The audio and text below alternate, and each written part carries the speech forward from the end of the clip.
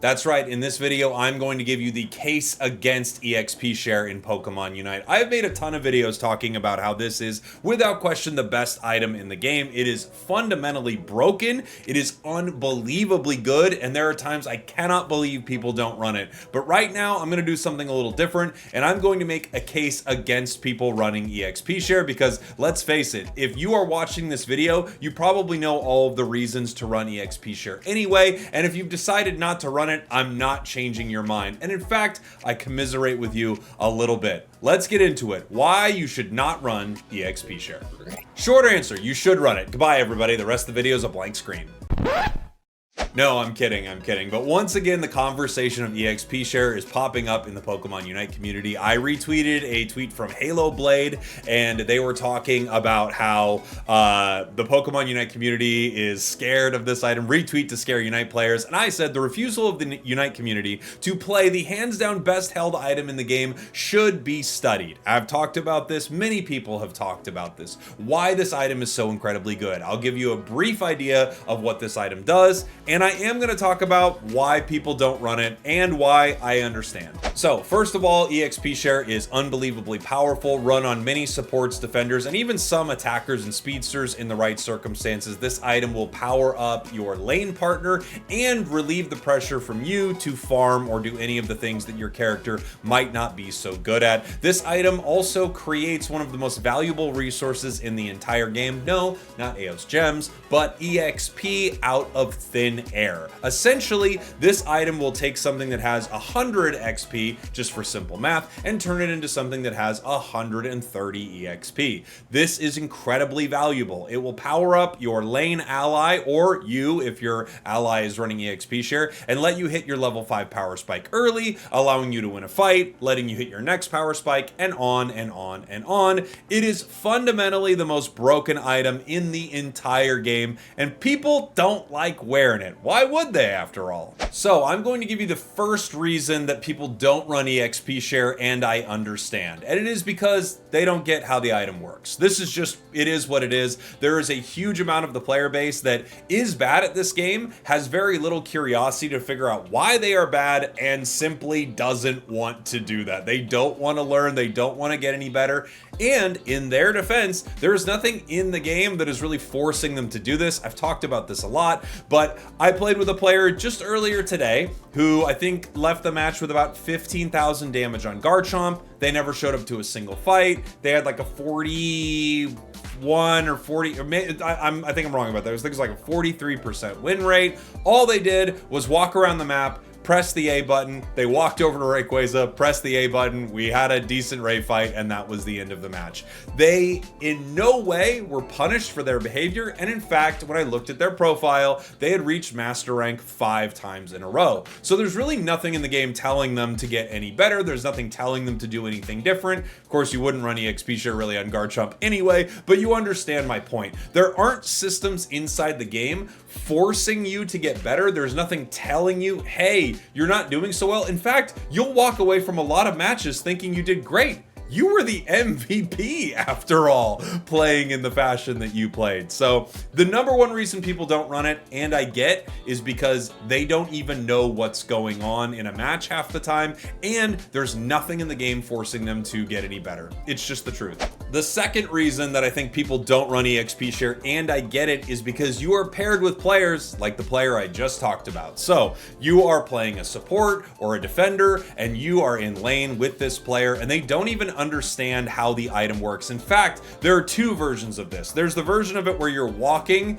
to lane, and it's one of the most heartbreaking things you will ever see as someone running EXP share. They just walk right past you as you're hitting those first bunnies, and you go, ooh, this is gonna be a long 10 minutes, isn't it? So they don't understand how the item works. They don't get that you are trying to give them buckets full of extra experience and get them online. So you have to run and try to catch them and help them. They just don't understand the concept of the item. So much like number one, it's not that the player using the item doesn't get it, it's that your lane partner has no idea how it works.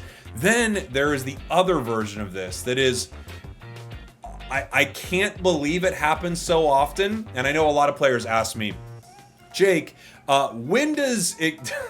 So funny.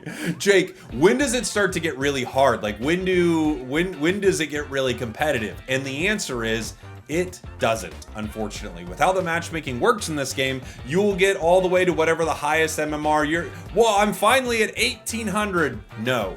It does not change. Your allies, the enemies, it doesn't change. They don't have a system that is matching these players in a decent way at all. They had an opportunity for it when we had a huge player base, and they didn't do it.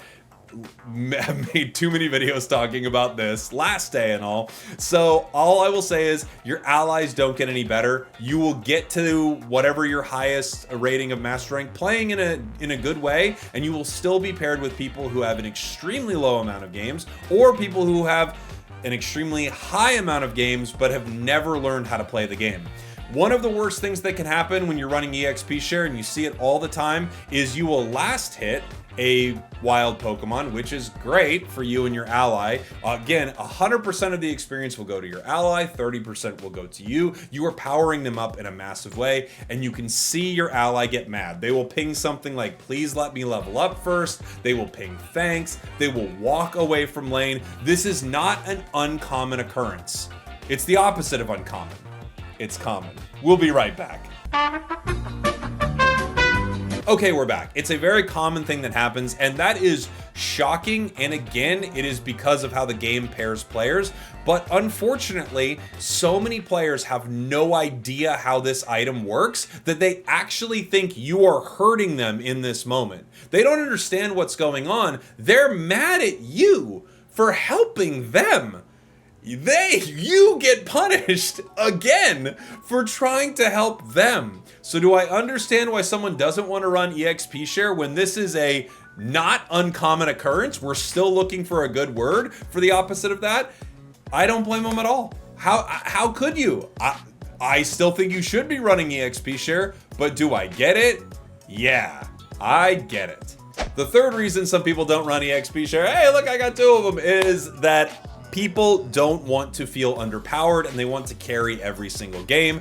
You are the main character of your story, so why would you, as a Hoopa, run EXP share when your plan is to get extra value out of your energy amplifier when you use your Unite move? And this is one of the weakest reasons I think people don't run EXP share, but everyone is the main character in their own life, at least in a lot of ways. I hope you are, you know, I hope you think of yourself highly and you're out there trying to do your thing. However, at the same time, in these matches, when you're playing a support and defender, you should be doing your job by supporting or defending your team, and running an item like this makes your job a lot easier. I think people don't recognize all the ways it makes your job easier outside of leveling up your allies, but everyone wants to carry. Everyone wants to be the lead singer. Everyone wants to win the match because they got a penta. Even though some characters aren't really set up to get those pentas, they would rather run stacking items on their Blastoise than decide to try to carry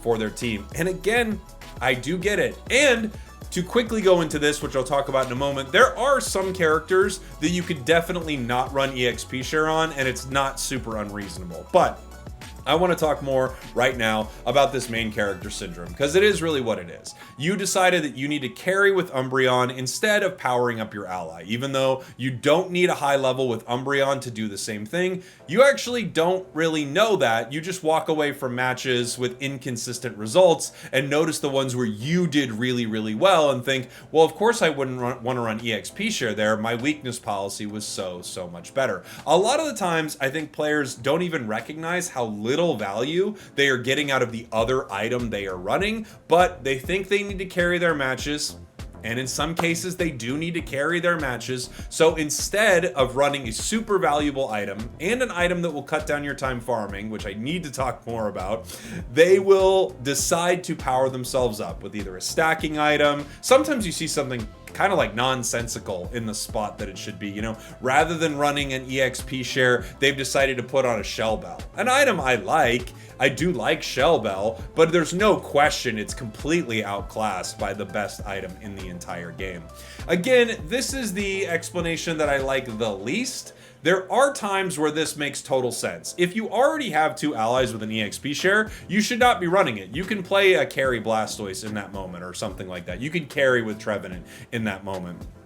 And there are some tanks that are particularly good without EXP share because they do have a high level that you would like to hit so that you can carry your matches. But you have to recognize that you're not playing your defender as a defender really in that moment. You're not playing your support as a support. You're trying to play these in a carry role. And oftentimes, especially in solo queue, there's not a good way to indicate to your allies that you plan on trying to carry with this defender so that another ally will pick another defender that the team needs. This is why this line of thinking can be so unbelievably bad for your squad, because you walk away trying to carry, your team has no actual support or no actual defender, the matches are wild, some you win, some you lose, and the entire time you think, well, of course, I shouldn't have run EXP share. Look at what my ally Cinderace did. But in your ally Cinderace's defense, they had no defender. You were trying to play Rapid Spin Blastoise. The number 4 reason that some people don't run EXP share is because they don't want to give that EXP over to an ally who is bad. This is one of the more fair reasons to not run EXP share, even though I will argue if your ally is bad, at least you could get them online so maybe they can throw a Unite move and be a better distraction in some of these bigger fights. But I understand this thought process. I will say, as I've talked about a few times in this video already, the idea that you don't need to spend a lot of time farming with a character that is bad at farming is such a huge benefit to you that it might outweigh the fact that you're funneling experience into someone who is fundamentally not very good at this video game. There are characters that just don't clear farm quickly. They don't. They don't have a good way to mow down waves and waves of wild Pokemon that are on the map as something that runs around and doesn't really, like Leafeon's gonna run around the map, Absol's gonna run around the map, and they'll bounce between things with Pursuit, and they're gonna farm super fast. But you as Clefable really don't have any good ways to farm. You kinda can hit multiple enemies with gravity, right? With your boosted and you're jumping up and down. But in general, a lot of the Pokemon that you run EXP share on don't farm super well, and that's a great reason to run this item. You get the passive experience, you power up an ally. When you're near farm, you help clear it, but at the same time, you don't need to be running around the map, finding all of the yellow dots like Pac-Man and trying to get yourself leveled up. And many defenders and many supporters have a level 10, 12 for their plus moves. So you actually don't need that much experience. There are a few characters that have level 13s, which I think they should change entirely. I think defenders and supports should all be 10, 12, and the EXP share should be placed on them like we saw in that possible like data mine as to what is coming to the game. But until then, some players don't want to share that experience. I do think farming is a nightmare on half of the supporters and defenders. However, I understand why. There are times you are playing a match and you recognize that you are funneling experience in the wrong place. There are lots of matches where you are going to be the difference maker, and whatever this, Decidueye is doing is not going to be it. So you find it very frustrating to give experience over to that player.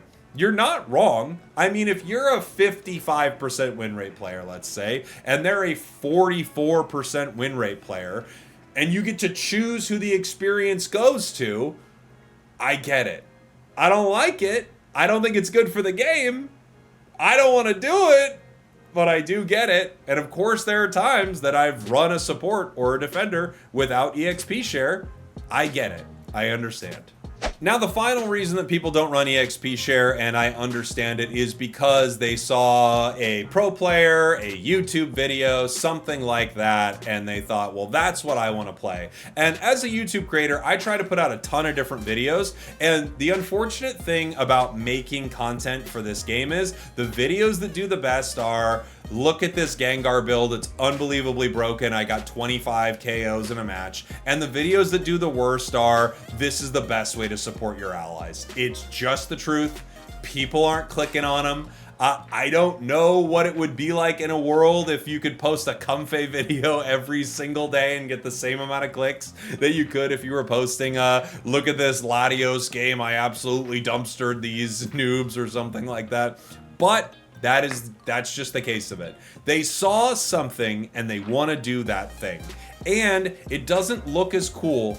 And not only does it not look as cool, it's not as obviously apparent how the support or defender actually won the match. I've walked out of a lot of matches where I've been supporting or playing defender, and I am the reason that our carry looks so good. Or a match where I was playing a carry and the support or defender on my squad was so good, they were helping me carry that entire thing.